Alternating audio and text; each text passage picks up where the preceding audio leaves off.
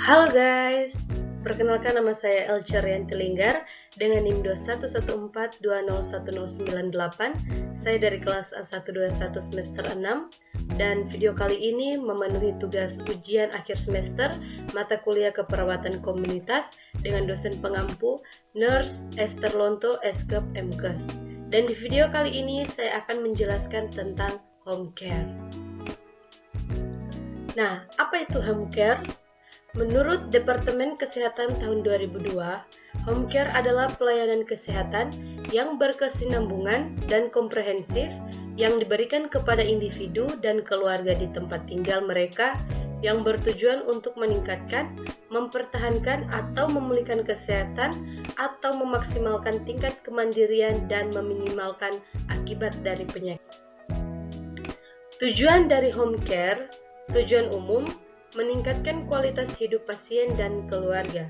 Tujuan khusus, terpenuhi kebutuhan dasar biopsikososial spiritual secara mandiri. Meningkatkan kemandirian keluarga dalam pemeliharaan kesehatan. Meningkatkan kualitas pelayanan keperawatan kesehatan di rumah. Prinsip home care. Yang pertama, pengelolaan home care dilaksanakan oleh perawat. Kedua, pelaksana home care adalah terdiri dari profesi kesehatan yang ada dokter, bidan, perawat ahli gizi, apoteker, sanitarian, dan tenaga profesi yang lain. Ketiga, mengumpulkan data secara sistematis, akurat, dan komprehensif. Keempat, memberi pelayanan paripurna yang terdiri dari preventif, kuratif, promotif, dan rehabilitatif. Yang kelima, bertanggung jawab terhadap pelayanan yang bermutu melalui manajemen. Keenam, memelihara dan menjamin hubungan baik di antara anggota tim. Ketujuh, berpartisipasi pada kegiatan riset untuk mengembangkan home care. Kedelapan, menggunakan kode etik profesi dalam melaksanakan pelayanan di home care. Bentuk-bentuk layanan home care. Pertama, berdasarkan fokus masalah kesehatan. Berdasarkan jenis masalah kesehatan yang dialami oleh pasien, pelayanan keperawatan di rumah atau home care dibagi 3 kategori, yaitu A. Layanan perawatan pasien sakit, B. Layanan berbasis promotif dan preventif, C. Pelayanan atau asuhan spesialistik. Kedua, berdasarkan institusi penyelenggara, ada beberapa jenis institusi yang dapat memberikan layanan home care antara lain A. Institusi pemerintah, B. Institusi sosial, C. Institusi swasta, D. Home care berbasis rumah sakit. Yang ketiga, berdasarkan pemberi layanan keperawatan di rumah terdiri dari 2 jenis tenaga, yaitu A. Tenaga informal, B. Tenaga formal. Kebijakan dalam home care. Pertama, perawat dalam melakukan praktek harus sesuai dengan kewenangan yang diberikan, berdasarkan pendidikan dan pengalaman, serta dalam memberikan pelayanan berkewajiban mematuhi standar praktek. Kedua, perawat dalam menjalankan praktek harus membantu program pemerintah dalam meningkatkan derajat kesehatan masyarakat. Ketiga, perawat dalam menjalankan praktik keperawatan harus senantiasa meningkatkan mutu pelayanan profesinya dengan mengikuti perkembangan ilmu pengetahuan dan teknologi melalui pendidikan dan pelatihan sesuai dengan bidang tugasnya, baik diselenggarakan oleh pemerintah maupun organisasi profesi. Keempat, dalam keadaan darurat yang mengancam jiwa seorang, perawat berwenang untuk melakukan pelayanan kesehatan di luar kewenangannya. Yang kelima, perawat yang menjalankan praktik perorangan harus mencantumkan SIPP di ruang prakteknya. Kepercayaan dan budaya dalam home care.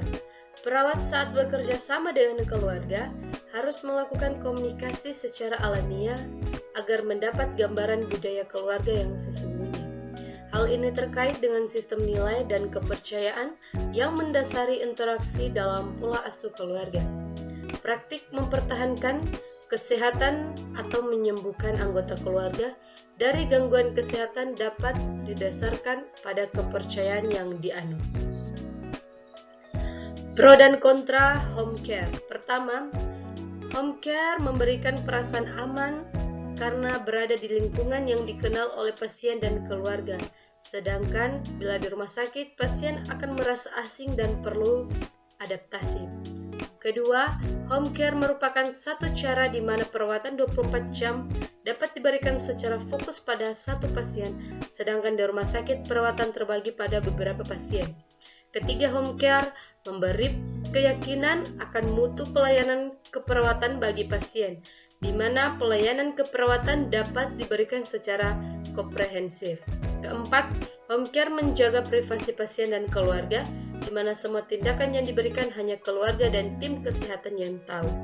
Yang kelima, home care memberikan pelayanan keperawatan dengan biaya relatif lebih rendah daripada biaya pelayanan kesehatan di rumah sakit. Keenam, home care memberikan kemudahan kepada keluarga dan caregiver dalam memonitor kebiasaan pasien seperti makan, minum, dan pola tidur, di mana berguna memahami perubahan pola dan perawatan pasien. Ketujuh, home care memberikan perasaan tenang dalam pikiran, di mana keluarga dapat sambil melakukan kegiatan lain dengan tidak meninggalkan pasien.